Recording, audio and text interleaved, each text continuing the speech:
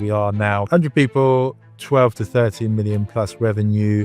95% of that is contract. 6 years ago this week, David Bloxham sat in this exact seat on the RAG podcast. 130 staff at the time. He just completed a fresh MBO and he had a business he'd built on permanent recruitment. Then, as we all know, the world shut down. I think I've fixed recruitment. I think I've done it. Tick, well done, David. So pat me on the back. Obviously, I was wrong. Now, David has been at GCS since 1996. In over 30 years, he saw the biggest boom to his business in perm recruitment post-COVID. They hit record numbers. He patted himself on the back, and then they watched the market rip it up overnight. At the time, 47% of all their vacancies globally were in software development, and that number instantly became 13%. So what he did next was something I've not seen another recruitment founder do at that scale. He cut his best performing permanent teams, moved 50% of his workforce offshore, and rebuilt the whole business around contract recruitment. And it's not because it was failing, but because it wasn't resilient enough for the future. So year on year since 2019, 2020, our contract number has grown year on year. The perm has gone up and down, but the contract just kept rising. But David isn't stopping there. He's now building an AI tool to release to customers that actually competes with his own recruiters. Why would your client want an AI tool instead of you? So I think that AI will change our industry. There's going to be a huge amount of consolidation. So here's a guy who's survived 3 recessions, a pandemic, a tech slump, and now the rise of AI. And he's still not finished yet. His answer to every crisis so far has been the same. Strip it back, build it back stronger, and never pat yourself on the back for too long. So this is a brand new episode of the RAG podcast with David Bloxham, the CEO who keeps tearing his own business apart for long-term gain. David, welcome back to the RAG podcast. Thank you very much, Sean. It's been a long time. 6 years. This week, last week, you were the final episode I recorded in person in 2019 before I went remote and the world went into lockdown. And I was watching that back today. I'm sure you watched it. The first minute or two of our chat was quite funny, really, how we totally underestimated the reality of the pandemic, right? 100%. Yes. I think we were joking about, there's a few people with face masks on the tube and what's this going to mean for business? And I'm sure it'll be fine. It'll be over in a few weeks. Little did we know we'd be locked down for about 2 years and it would change the world. Yeah. So. And even that feels like a long time ago now, doesn't it? I mean, it feels like a hell of a long time. At the time, though, your business was around 130 people. You'd just completed an MBO a couple of years earlier and took full ownership of the brand. We don't need to go into that story again. If you can start now, just giving us the overview of you and the business today, the people, locations, what it is you do, none of the detail. We'll tell the story from where we left off. Yeah. So it's been a wild ride, Sean. Obviously we're still very much focused around technology. I think listening back to the podcast, what I said we were going to really try to do is focus on bigger customers, be much more customer centric, look at changing our business so it's more offshore. So we have more offshore delivery centers, and also try and focus more on contracts because there's a better way of kind of retaining revenue, et cetera, et cetera. So if I look back on what I was talking about then compared to now, I would say we have achieved those aims. We are now much. How would you describe the business today? If you just had to give me the elevator pitch of who you are. Yeah, 100 people. We are probably 12 to 13 million plus revenue. 95% of that is contract. That's coming out of Europe, UK and Ireland, and the US. Plus we've got stuff in the Middle East, plus Australia, plus we do quite a lot of stuff in India as well. So very different. Now, is that right? 10 offices. Engage has got like in 21 different countries. I mean, Engage is a much bigger success story in some ways than GCS. We've reconfigured ourselves. But Engage now, when we first spoke, I think it was probably, I don't know what, hundreds of millions turnover, is about $1.5 billion. About 8 people, I think. Yeah. And huge, one of the fastest growing recruitment brands out there. So it's been good to be part of that ride and see that change and be part of something that's really multinational and global. So yeah, we're all over the place. It's been a really good last couple of 12, 24 months for us, where all the things we put into place have started to kind of go in the right direction. I wouldn't say that it's been a smooth ride to get there, but there we go. So when you went into lockdown and you had you had those goals of, having more offshore support and building more contractors. How did the pandemic change you personally and how you saw your role and what you wanted the business to look like? I think that I thought about this quite a lot. I think that there were two ways of looking at the pandemic, and I felt that I quite liked the kind of red alert, wow, everything's screwed. We've got to do something. We're on our knees. How are we going to do business? I think for those first few months, it was all hands to the pump. Your team is going to help you through this. But I enjoyed that. You don't usually get that in recruitment. It's like being in a war or something like that, isn't it? Usually in recruitment, you're making your strategies and things are going along slowly, but we were under the cosh, both logistically. And I always talk to people about logistically, like, how do you arrange an interview? This is something we didn't really talk about at the time, wasn't it? When it was actually happening, we weren't thinking about it. How, if you can't make someone go face to face, how do you actually do the interview? Yeah. And obviously all these things have been invented now, Teams and, video conferencing and hybrid working and I'm really normal, isn't it?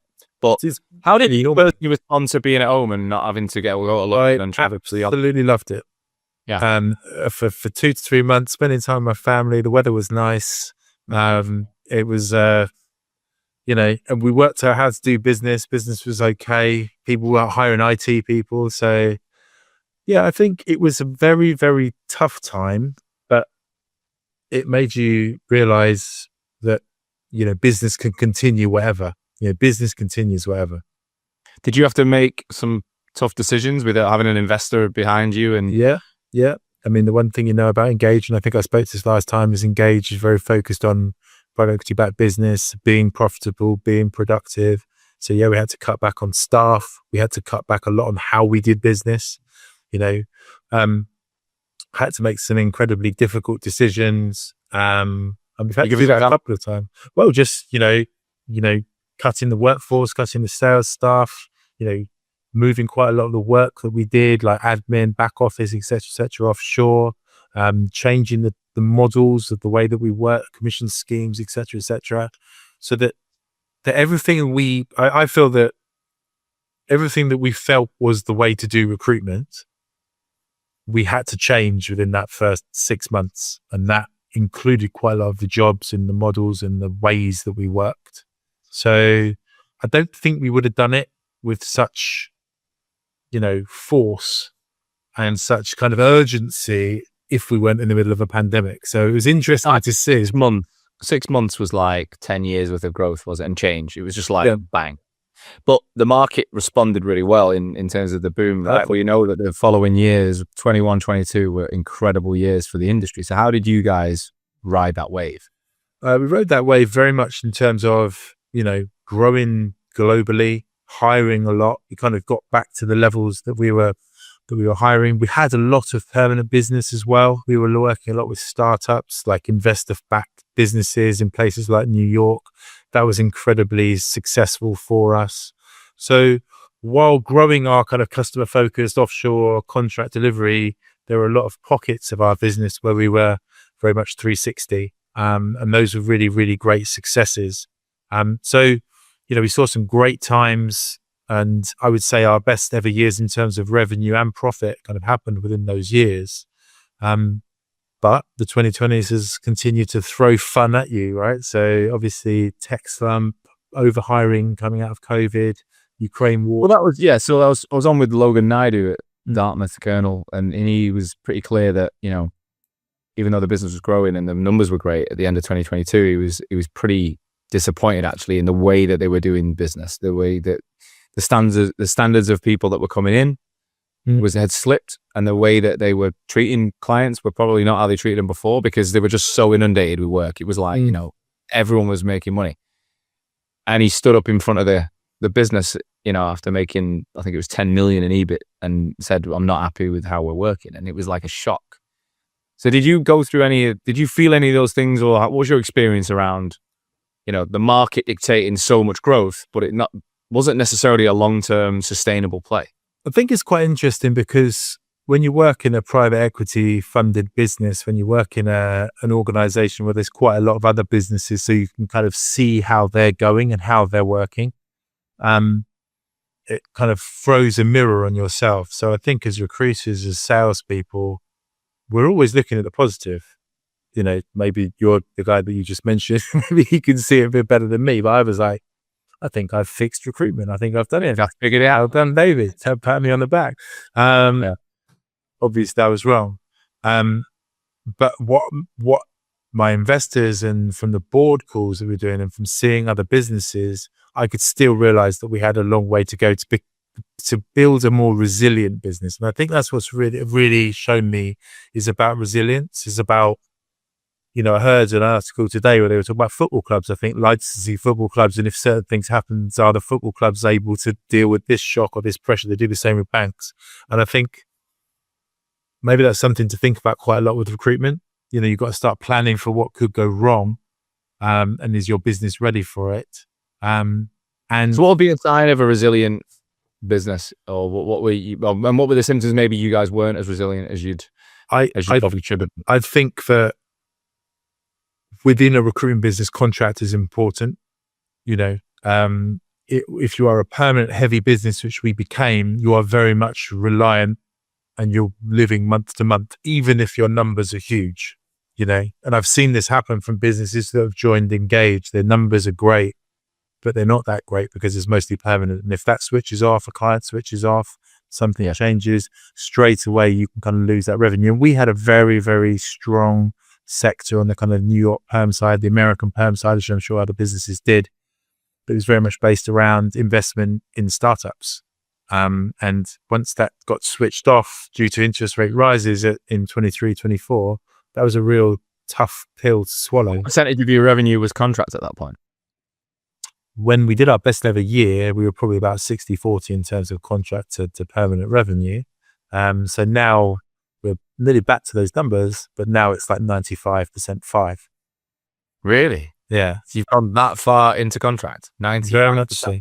Yeah, that's right. And most of our US revenue is perm, well, most all of our US revenue is perm. And now that's the biggest division again, and that's all contract. All right, so let's break that down then. So you're having a very good year.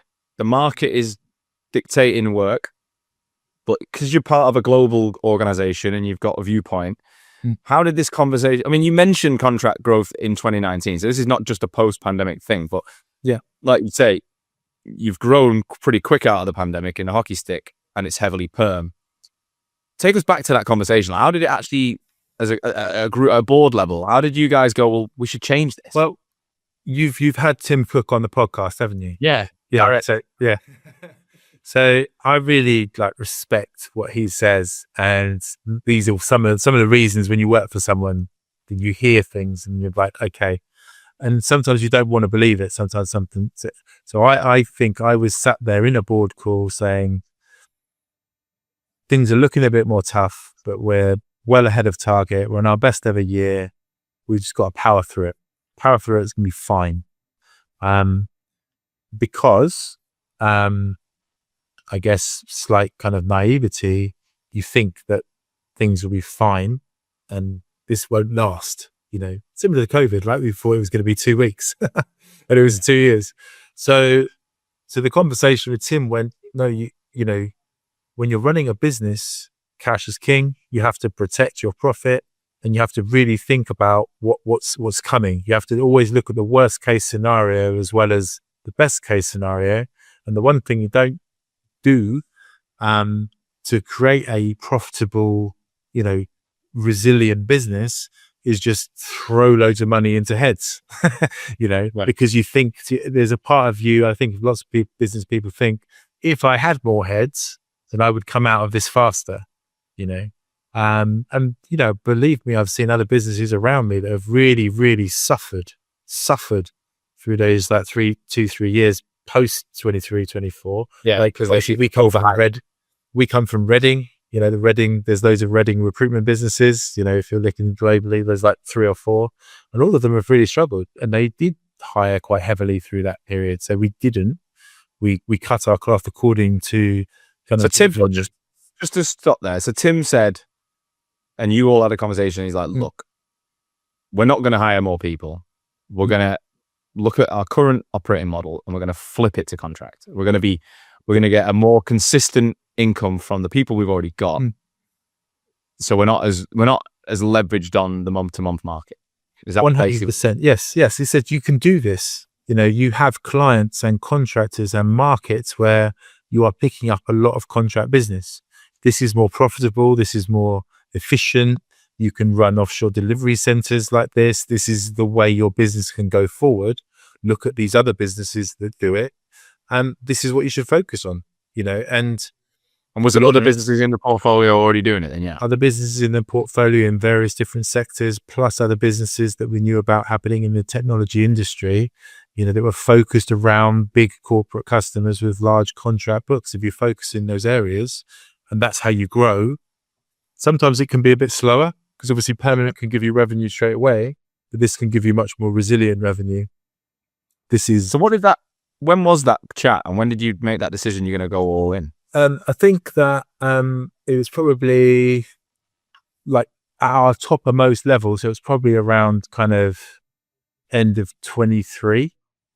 That was when we were at our top levels, but the winds of change were kind of blowing in terms of volumes of types of business that we were doing. So, for that 23 period, we cut back again quite a lot on staff. We changed and transferred again a lot more staff to offshore delivery centers, both in Cape Town and Mumbai and Delhi. So now 50% of our staff now are in those offshore delivery centers. When we first spoke, probably I would say about 5%, and we were just dipping our toe in it. So yeah, we've got a truly global team. And we had to do that in order to achieve that kind of the cost gains, as it were, that we were kind of set out by the group. But in the end, and I think if I think about COVID and I think about this happening, all of those things kind of linked into when you've got an urgent decision to make, you generally tend to make better decisions. You manage things better. You do things better. I think when your awareness is spiked. Level. Yeah. And I do think that I particularly am someone who I love it when it's going well. But if I have many flaws, but one of my flaws is I pat myself on the back a little bit too much. Yeah, well done. That's brilliant. So, I'm the sort of person, if I was in a football game, I was like 3-0 up, I'd probably sit back and let in a goal and oh no, I can't let that happen, So I think these things that happen in business are sometimes. So what did you actually change then? So January 2024, you've had this conversation, you're like, fuck, I need to make some serious change. What did you do? We had to cut back on the permanent divisions that we had. Because you've got permanent teams doing serious revenues in America. Yeah. High margin, fast payment turnaround. And you let go of them? We gave them the opportunity to kind of move on to the contract side. Obviously the revenue was dipping off kind of straight away. We had other ones in kind of Germany, like some other different ones in kind of finance, that sort of stuff. We gave them the opportunity to kind of move into different areas to focus more on contract, which quite a few of them have done really, really successfully. A few of the guys kind of moved, who've got our offices moved from New York down to kind of Florida. So that kind of happened. So we gave those options, but at the same time, we had to make tough decisions based on the forward projection of revenues as opposed. And what was the response like from the people? Funnily enough, what I have found out is that generally people are much more philosophical and mature when these sort of things are happening. Now, I wouldn't say it's a great thing to do, but when you have to make these decisions, people, one, they back themselves, it's going to be okay. Two, they understand the business generally. You don't, if you look at this number and this number, this plus this, this is where we're at. You're giving them an objective view on what's going on. You have to be objective. You have to be understanding. Obviously, you have to be compassionate. You have to protect people. Obviously, to kind of follow the laws, as it were. But most people faced with the situation in the same way as like you make your best decisions when your chips are down for your business, I think, act in a kind of mature, okay, cool, well, that's the way it is, well, on we go. What about the fact that some people had been performing well and then they weren't on the way? I mean, they weren't all on the way down if you'd had a really strong year. So was there some people who were like, why do I need to change? I think, by the time those final decisions were made, the writing was on the wall kind of much more in terms of where it was turning very quickly. What were the signs it was turning? Was it just pure job? Just less revenue, job flow, more candidates available, less ability to get those margins, big companies that we've done multiple placements with, go into the wall, one of them went to the wall. So yeah, it was the things you don't want to happen were happening. But the interesting thing was throughout that period, the contract number kept growing and growing and growing. So year on year since 2019, 2020, our contract number has grown year on year. So the perm has gone up and down and kind of now kind of drifted off, but the contract just kept rising. So if you took away this kind of big, almost like a bubble, you could see that we were building a much more consistent, much stronger, much more resilient business, which is really... Did people turn perm work down that came in? Because it was, in my experience as a contract recruiter, it was always easier to find perm jobs, right? It was always easier to find perm jobs. Yeah. And contract jobs were hard as come by. So someone's got an experience. I was never allowed to work perm jobs, so I never did it. I just went on contract, but my counterpart did perm. If I was an ex-perm recruiter told to do contract in a difficult market and perm jobs are coming my way, what do they do in that scenario? It's a business rules thing, so you have to have the business rules. I think the way we have the model now with kind of customer engagement, we have big customer relationships, a lot more account managers, not so many 360 people, a lot more people delivering against contracts from our offshore teams. The way we're set up now, like, so for instance, our US team pretty much never does any perm whatsoever and only works on big contract-based accounts. So the less permanent consultants you have, the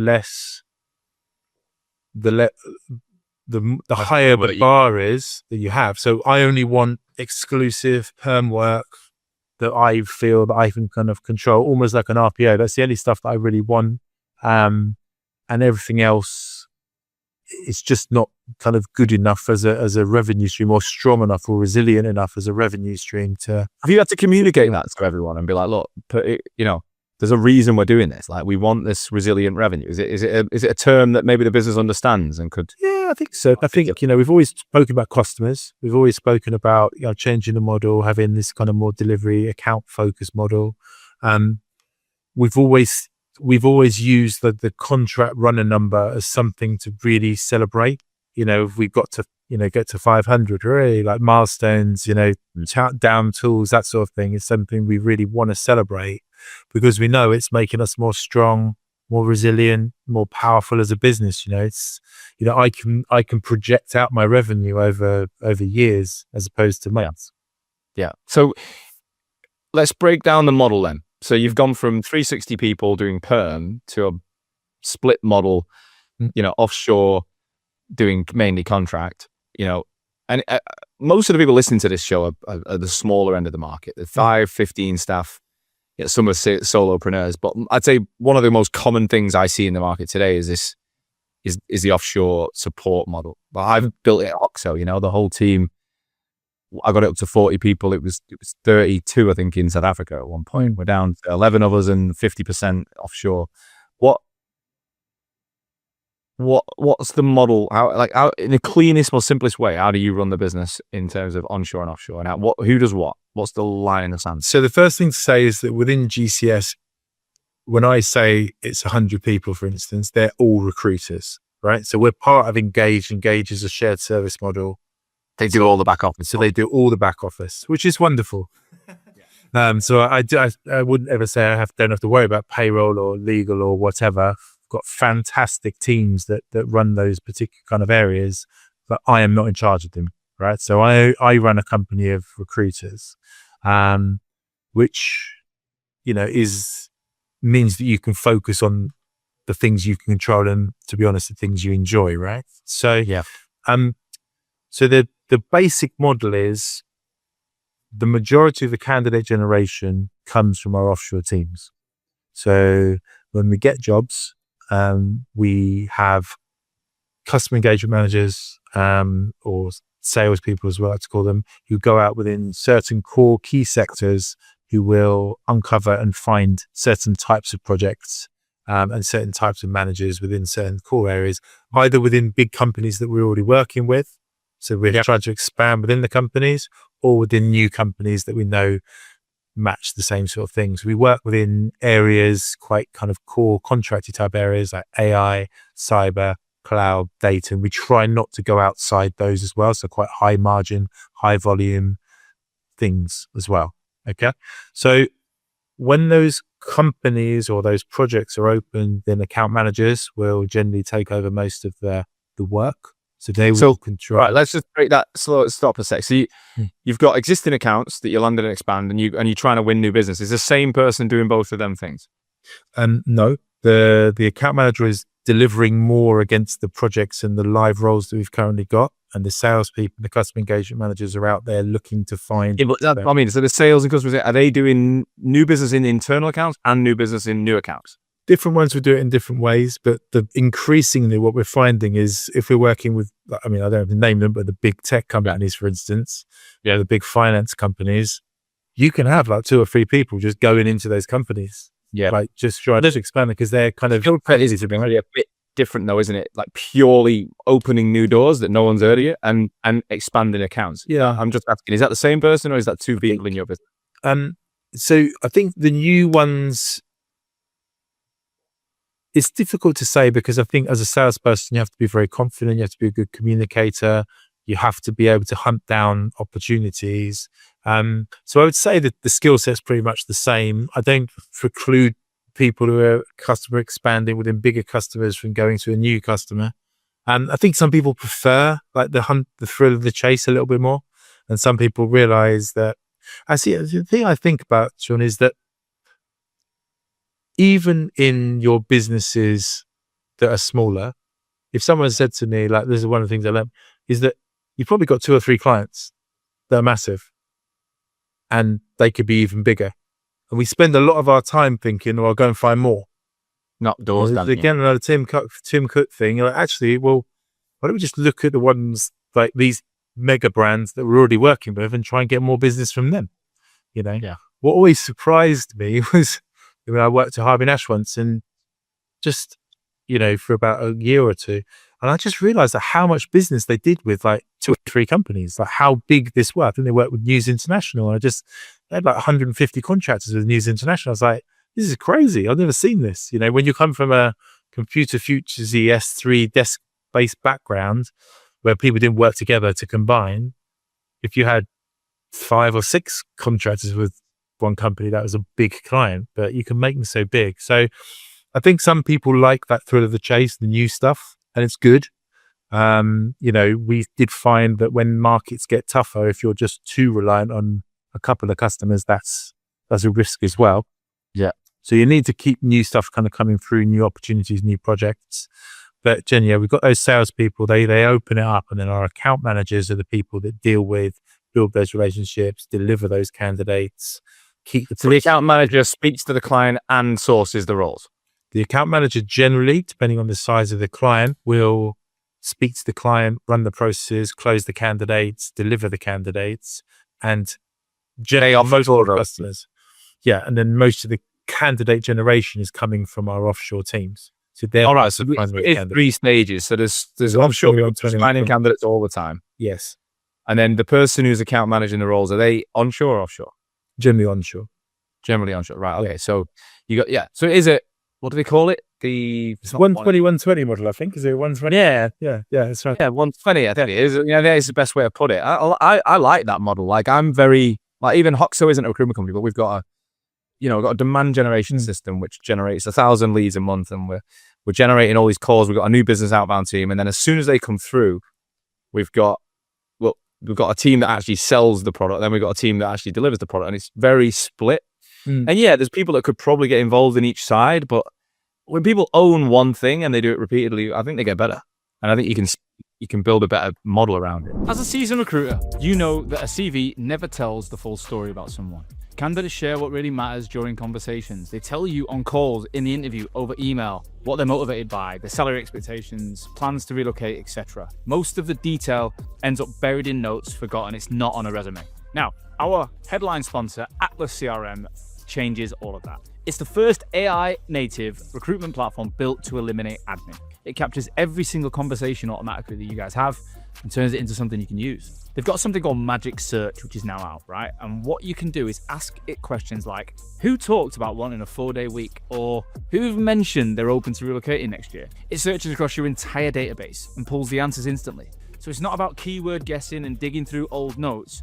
You get insights from real conversations, not limited by CV fields and coded filters. Atlas also makes BD easier. With their opportunities tracker, you can track and grow with client relationships powered by generative AI. And that's built into an existing workflow. So you don't need any extra tools. It's in the CRM. If you want visibility of your business, Atlas's smart dashboards give you clear view of the pipeline across your business. And it's not theory, right? Atlas customers have reported over 40% EBITDA growth and 80% increase in monthly billings from adopting the platform. Atlas is built for agencies who want to grow without adding more manual work. So don't miss the future of recruitment. If you're sat there thinking, I need to bolt AI into my platform today, don't even bother. Just get started with Atlas and unlock your exclusive listener offer at www.recruitwithatlas.com/therag. All right, let's get back to the show. Yeah, and that's I think a kind of watchword of this is kind of bringing that resilient business, right? You're not so much reliant on some consultants. You're not so much reliant on certain people doing their processes. You know, the thing always that strikes me now when you've got these machines is that in the old days, if one person wasn't doing their job very well, it wouldn't really make a difference if the others were doing their job well, because obviously they're stopping their revenue stream. But if you had 10 people, 9 of them were doing all right. But now, because you've got this machine, it's like everyone has to be doing their job well. Or we'll drive each other on, you know. I like that. Have you ever seen the Apple store? Have you ever walked in an Apple store? Many times, yeah. Not for a while though. I just get. Have you ever asked someone though and gone, "Can I have a look at the Apple Watch?" And they can't show you. They're not allowed. To go and stand with that guy over there. The Apple Watch. Like, it's a complete zonal. It's like Pep Guardiola's Barcelona zonal. 100%. You're not allowed to leave your zone, and I think again, not every business needs to run that way. But even a small 5-man business, it's typically founder-led, founder at the front, founder's the BD guy or girl, and they're fucking amazing at it. But then the 99% of the ones I speak to say they don't want to do delivery anymore. No. And so we're all trying to find so I think my advice to people would be, think about those customers. It's down to those customers, right? Which are the customers that I could take from 2 runners to 100? How would I do that? And what would, if I had the amount of volume of jobs that were coming in, how would I set up the team to do that? Because I couldn't do it all myself. So you have to kind of plan as if.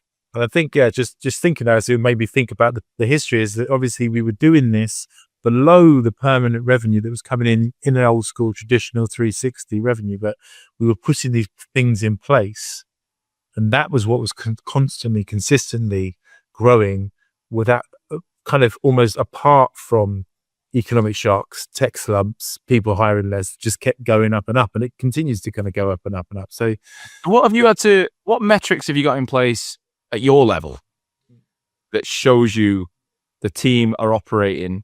Let's look at new business, client expansion. What are you wanting to see from your team at a macro level to know that they're doing the behaviors and the activities right, that it's moving in the right? It's a really good point. So some of the things we focus on quite a lot are job volume, right? So obviously the more jobs and jobs from the companies that we want them from, we focus quite a lot on the types of roles as well. So I think that, you even within contract, you've got to be quite tight on, I only want these types of jobs, because then you can really deliver value. We talk a lot about kind of knowing our value and these are the value, but also those types of jobs like AI, cyber, et cetera, they drive margin. So we've tried to move away as much as we can from things like, and the market's kind of done this as well, like service desk, low level mechanical engineering, 1 month contracts, et cetera, trying to move towards a 12-month contract, 20% margin contracts, average weekly GP rate of 750 per week or something like that. So you're trying to kind of push up the margin stream, and we track that as well. So it's great. Okay, yeah, you've got 100 new runners, but if they're all low level kind of PAYE, juniors, that's not going to help you either, because that just causes you loads of issues as well. So I look very much at the margin. And also what we look at is the meetings within those companies. How many people are meeting? What is the value of those meetings? Obviously now we've got transcription and note-taking things. You can kind of look at that and the information, the project information. Percentage of those meetings do you want face-to-face these days? Not many. I mean, it's not... for instance, in the US, our office is in Orlando, but our clients are all over the place. So what's more important is that they arrange a lot of meetings, but they also arrange days when they're going to Washington, they're going to California, and also going to those big conferences and that sort of thing. That's obviously the way you do it in the US. A lot of our European work is done we say onshore, but it's done from our London-based office. So it's again, like I'm going to Amsterdam for 2-3 days to work there and meet all the clients. So I think it's important to meet people every now and then, but you want to be speaking to your clients and getting to know them, and as much as possible on Teams or however you do it. Yeah. Then the last thing is fill rate. So again, a big engaged thing is if you pat yourself on the back that you've done 10 deals but you've got 200 jobs, that's bad. If you pat yourself on the back that you got 10 jobs to 10 deals from 10 jobs, then that's good, right? So it's the fill rate more than the volume. So you've left, if you did that, like I said, like 200 going down to kind of 10, that means you left like 95% on the table.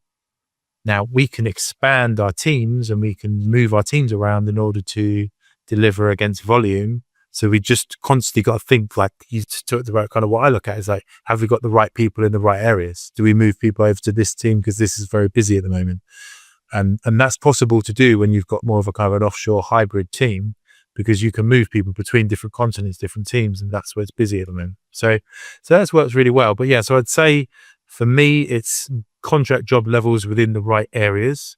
It's the margins that you're looking at. It's the amount of meetings and BD work and customer expansion work you're doing, and then fill rate. So great, the job volumes are great. But if you only fit in the same level of them, that's not much good either.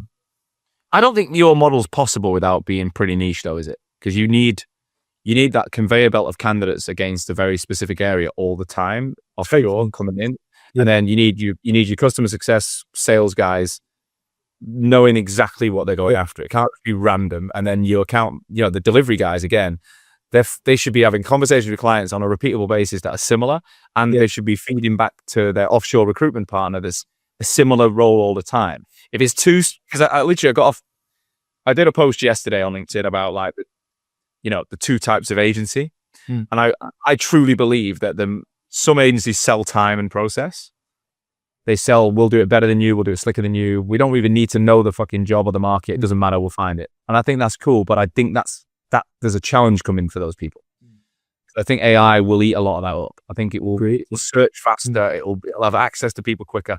Whereas the network, the knowledge, the old school database, the LinkedIn network, the ability to get the reply because you're a trusted partner in that one space, I think it's getting more and more important. Yeah. And you've got to be aware, like that's why I talk about those kind of high margin, niche areas, where the contract, like we know we can win these types of contract vacancies, and there are contract vacancies. We were quite burned. We did a lot of software development. We've talked about the kind of mistakes. We did a lot of software development, not Python, not Java, but obviously when AI came in, ChatGPT, that was one of the things that really hurt us. We went from probably 47% of well, I know for a fact the numbers are 47% of our vacancies with development. And now actual coding vacancy roles, probably about 13 to 15. So that was a huge pivot that we had to make towards things like AI, data, cyber. Obviously, you've had to find areas that are going to grow and not just rely on what you've always done. And are in contract and are in the right sectors where they're using contract. And I think that's where, again, like you talk about niche there, that's where big customers come in more, because obviously you're going to expand within them more. They're going to have more contract base.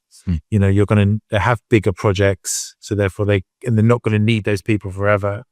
So it's the type of relationships you build. It's the type of margins you focus on. But like you're saying, yes, there are certain markets that work with this, and there are certain markets that don't. You know, we never ever did any like ERP, CRM, Dynamics, SAP, that sort of thing. That probably was an error. I mean, I don't know if it's an error now because I think the market is changing. But if we'd done more of that over years, we probably would have had more contractors, because that's a great example of what nuclear, big customers, lots of contractors, that sort of thing. Yeah, agreed. I said before, like, you know, most of the people in this, in the sector, and the listeners are going to be smaller than GCS. They're not in the hundreds. They're probably in the solo to 15, 20 staff. So knowing what you know now, you know, if you could go back and launch GCS 2026, a brand new version of the business, what would you do? Well, we are doing a few things like that. So we are thinking about different services. I'm going to call it like GCS Plus, that we can add to the traditional recruitment model we've got. So we're doing much more now we've got GCS Project Solutions, which is much more statement of work. And it's headed by someone with real good experience within the industry. So that's really starting to pick up a lot of, you know, in momentum. And we're seeing a lot of interest from our customers. It's a different way of entering the market and different way of delivering the skill sets.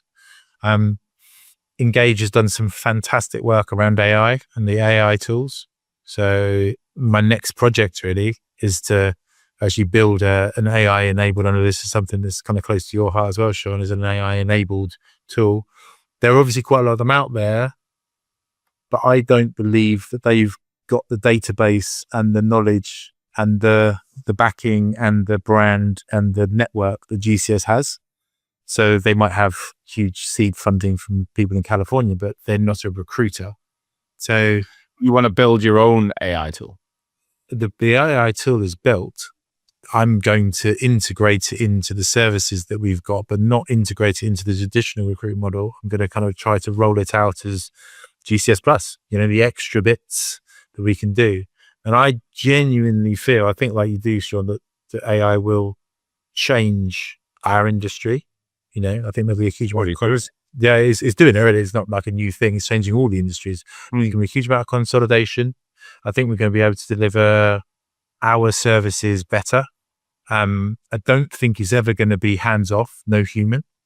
But I think we had a conversation where you said, like, think about all the better things that you could do if you had all the things done by AI. So, you know, again, Sean, I totally agree with yourself that if we could get this right, we can make our industry better.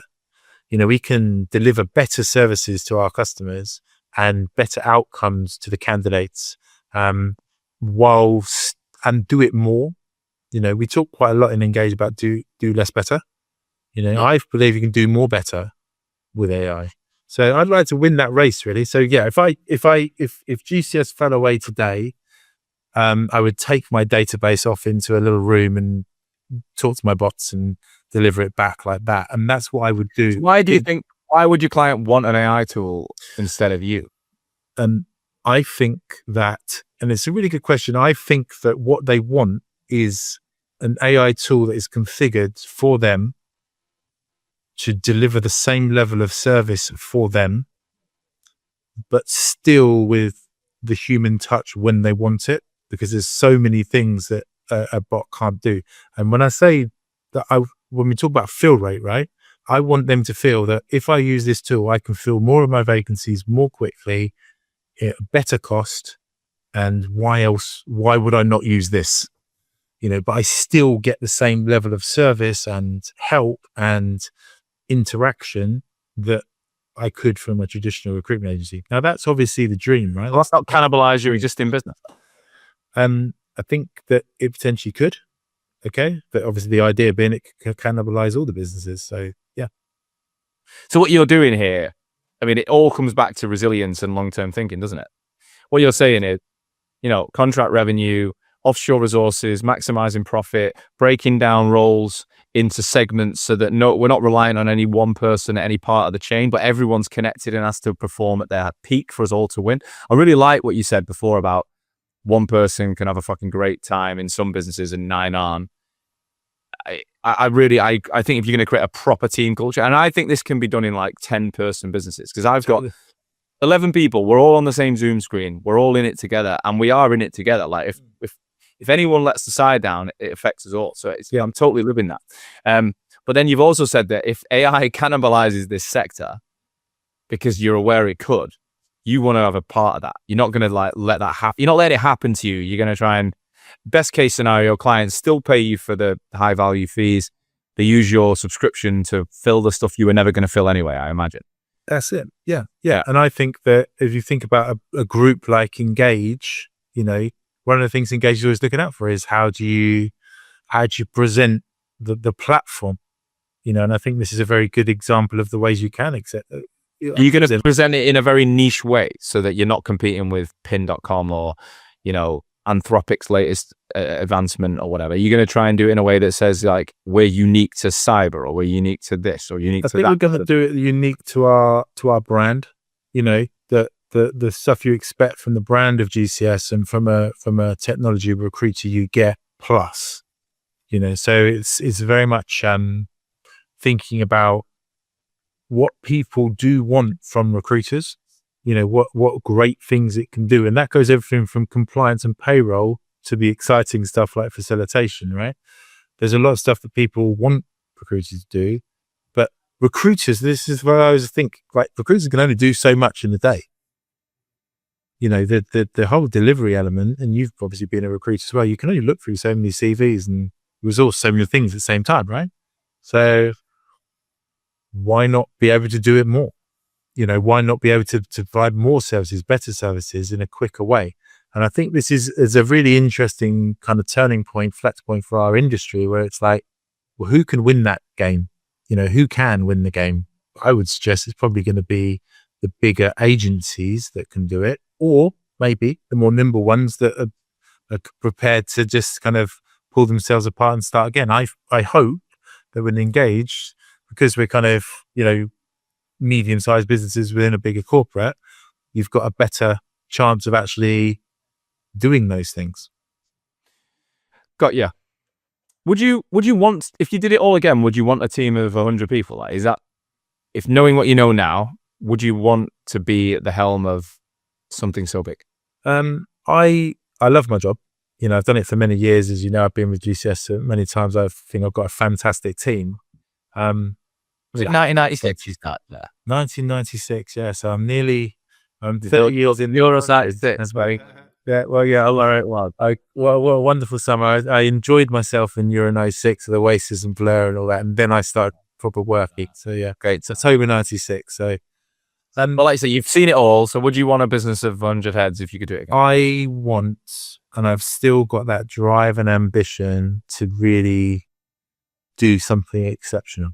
I think we've done okay thus far. So if I was going to start again, and basically every day you're starting again and you're dealing with, I want us to be one of the biggest technology recruitment businesses. I want that. So yeah, I'd want it. So I said 100, go for 1,000, go for 2,000. Right. But what does headcount mean though? Like, what's the benefit of the bigger headcount other than a vanity project? What does it give you?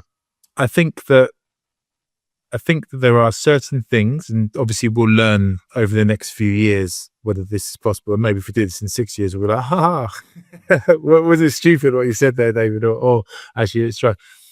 We have to identify the things that humans do best, and we have to get people focused on those things, and we have to focus the efforts that we provide on those areas. What I'm thinking about is how we can supercharge the growth of our business to be something much bigger than it was in terms of revenue, right? And that could create different types of jobs, different types of kind of areas that we kind of focus in the same way as the hybrid working, the offshore models have created. So, I think if you're going to play in that game that I've just talked about, you have to really be quite, You have to think differently. You have to be, you have to move forward positively. So I think that if we were to achieve those goals, that would mean that we have really achieved something fantastic. We were a much bigger business. And So what are the revenue goals you're trying to hit? Have you got a goal in mind? It's difficult to say. I think my first thing would be if I could make the same revenue from the AI business as I could from the traditional business.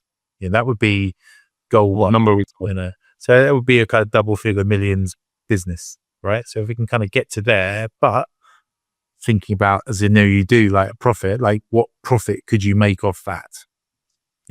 Or it could. What is a good profit margin, EBITDA margin in a business of 100 people? I think for us, what we kind of aim for is like conversion rates between 30 to 35%. But our best teams have got that, and that's what we kind of look to achieve. There are other businesses that are better than us within Engage that probably do 40 to 45. There are other ones that do kind of slightly less. So kind of average, I think third, that would be what we'd be aiming for. And in terms of the AI business, you'd expect it to be higher. I 100% would expect it to be higher. And that would be because... So wouldn't it be worth getting to the profit number first rather than the top line number? It's a good question. Now we're talking this out, Sean. So yes, it would be, wouldn't it? Yes, I agree. Getting to that profit number without that kind of revenue number would be something that would prove that the model was exceptional. Yeah. And when is that going live? Is that like happening now? The tools are working internally within our teams, and there are certain parts of the Engage business where this is being kind of rolled out to connect directly with the clients. So I think over the next few months, and we're recording this in like March 26th, you'll see quite a lot of the Engage businesses. I want to find out. I want to keep us updated on this because I've not seen any. I've seen so many people talk about this. It's a bit like the platform marketplace talk of about 5 years ago when everyone wanted to create the Tinder of recruitment and connect candidates and clients automatically. I don't think anyone cracked it, if I'm honest. The amount of people who said they were going to do it and didn't, pump loads of money into applications. Everyone wanted an app. Now it's about having an AI tool. So I hope you can crack it in a way because someone's going to hopefully do it. But I think whatever it would be, it will be a BD tool first, right? Yeah. A way of interacting with more customers. We've already talked about customer expansion, development, delivery, and in some ways that project solutions is the same, like the SOW, ways that you interact with customers and build kind of customer relationships. Yeah. So whatever happens, it will drive that. What the trick is, I think, is to take that higher level of customer interaction to much higher levels of customer delivery. And like you said, do it in a more kind of efficient and profitable way. So yeah, keep checking in. That's what we're trying to do. And, over the next kind of 2-3 months, you'll be kind of out there seeing what happens. My final piece for this was to talk about like your role in the brand, because, you did after we did that podcast, you ended up doing some training with me right in the pandemic on you. Yeah. So thank you for that as well. It's all right. That was my first version of the training that has become my whole business. Yeah. I think you enjoyed it and we had a good time. Wonderful. Yeah. You then went on and built your own podcast, right? The GCS Leaders Series. What impact has that had? Tell us about that. Why you did it and what impact it's had. Well, I did it, and when I explained it to people, I did it because I was bored, sat in my living room. So I thought, what can I do? And obviously, we'd just done that podcast. So I thought, how could I not to be too I reckon I could do that. It'll be interesting. So the idea is we do it with leaders in our network. We have done over 100 episodes now with brands from kind of Amazon and Google, all the way through to Discover and kind of Lloyds Bank, HSBC, that sort of stuff. So we talk to technology leaders. I talk to technology leaders. It's free for them to access. They don't have to be clients. It helps. But why do I do it? Firstly, because I find it very interesting, as probably you do, Sean. You learn and you kind of get things, and they're interesting conversations, and you make friends and build relationships. That's the first thing. The second thing is every time we've done the conversations, it's built a better rapport. We've done more business with those businesses afterwards, or started doing business with them. So I see it as a fantastic business development tool. Incredible. Yeah. And then the third thing is, if you're recruiting for these businesses, this is it's better than the job spec. You know, we still use there's two like big recruitment podcasts, right? You know, we still use that when someone's coming for a final interview with me. We send them the link to the rag, and the other one that we won't mention is also starts with R.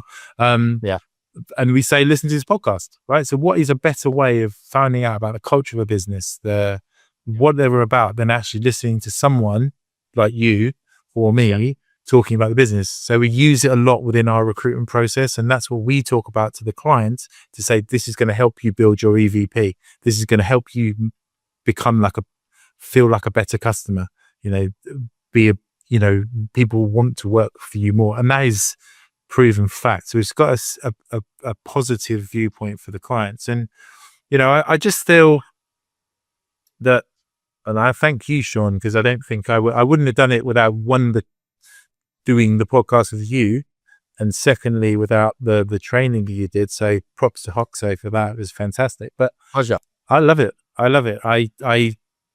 As probably you do, sometimes I listen back and I think, I'm quite good at that. I'm quite good at that. But also, I don't know if you get, I don't always listen. I'm always thinking about next questions and how I'm going to do this and how I'm going to get that information out. So I don't actually listen to what's being said so much. Then I have to listen back and think, wow, that's a really good. I'm the opposite. I am the opposite of that. I never listen back to my episodes. I do, right? Yeah. Because I'm listening to you and I'm in the moment. I've got ideas of questions I'm going to ask you, but I don't have a set script. Yeah. I know the other big podcasts in our industry are very organized. They've got the other in-depth research. I've got at the moment I'm using an AI project. I've got research on you. I always know what I'm trying to get to. But if I sit there reading that throughout this episode, I'm not listening to you. No. My skill is, I think, has always been, I'm listening in the moment. I ask questions based on what I've heard. So, I think there's two ways of doing it. But for me, if I'm going to be on a call with you for an hour or so now, I don't want to have to repeat that hour. I'm too. No, totally. No. I do it like you do it. But what I find is, just listen back, because what I find is I'm listening to what they're saying and I'm planning and thinking about my next question. But I learn so much when I'm on the dog walk. I always talk about on the dog walk, and then listen back, and I'm that was really interesting what that person said. So I think you're so hooked into the next question and what's come in and what the next thing you're going to say is, that sometimes you need to kind of take a bit of space and think, actually, that was a really good conversation. That person was actually quite interesting. But no, I wouldn't have done it without yourself, Sean. And it has been an absolutely fantastic way of putting our brand out there. We like to talk about ourselves as leaders in technology talent. So this is one of the few ways that you can actually make yourself stand out. So thank you to you for that, Sean. I'm just asking my AI in the background a question, because you were episode 22 of season 2. Yes. And which I think at one point you said was the best series you ever did. I think you put a LinkedIn post up and you were like, series 2 is my favorite. No, it was incredible. And if I look at the current, I'm just doing it in the background now. Hold on one sec. Brag. You are episode 23, I think, of this season. Episode 24, sorry. So that was season 2. Season 9. Wow, it's crazy. Yeah, we are approaching 450, I think, episodes, something like that. It's amazing. And obviously I don't remember every word of every episode, but I do have a strong memory. I remember every guest I've had. I enjoy every episode. I learn from every episode. We make about 7 figures a year off this podcast, and that's not the sponsorship fees, and that's purely from people that either listen and get in touch, or people that we interview and they build that rapport with me and the team, and we figure out how we can help them. So it's been incredible. But more than anything, I love it and I enjoy it. And it gives me an outlet to learn. Sometimes it's a bit of an ego kick when you're like, fucking hell, am I even ambitious? When I'm listening to people like you and the growth, the plans and the things you all want to do, I'm like, it's not what I'm doing. But what I've learned over the years is that even though you can take one thing from that podcast to come back to your own journey and your own mission, because it can be quite confusing actually to listen to loads of people and they're all doing it a different way. I want people to go, right, by the end of listening to the RAG or through the journey of listening to the RAG, I'm navigating the type of recruitment agency I want to build. Totally. And I hope that is my final question. That's literally my final question. We've got a couple of minutes. What is the future for David Bloxham? Not just GCS, but David Bloxham. What's the overarching goal? We're 6 years on from where we were before. I'm in my 50s now, so yes. Thank you very much, Singer. That's right. Yeah. Well, you were always great. So. But you're a silver fox, though, Sean. Do you know what I mean? So, I think that I want us to. We're a private equity-backed business, so we're fully focused on taking the business through some sort of Turner event. Right, that would be amazing for me, and I think we've got a good chance of doing it. Wars and economics and all that sort of stuff set aside. So we've got a great business. Engage is a fantastic business. I'm so proud to be part of it. So that has got to be number one on my wish list because it will be life changing. And I think I deserve it, but who knows? You know what I mean? So God, man proposes, God disposes, and all that sort of thing. But I really, really want to. Yeah, the next 3 years, I want to use. I don't think the technology was available up to now to do the things that have always been in my head to be able to change the industry, to disrupt it. And I really genuinely want to do something that continues with us being leaders in technology talent and that uses the insane technology that is available to us to take it to the next level, to achieve something amazing, you know. And I think that that engaged companies, that GCS themselves are in a really good position to do that because of the success that we've had and because of the resilience that we've shown. So yeah, for me, I want, you know, if we're speaking 6 years, I want to have absolutely smashed recruitment.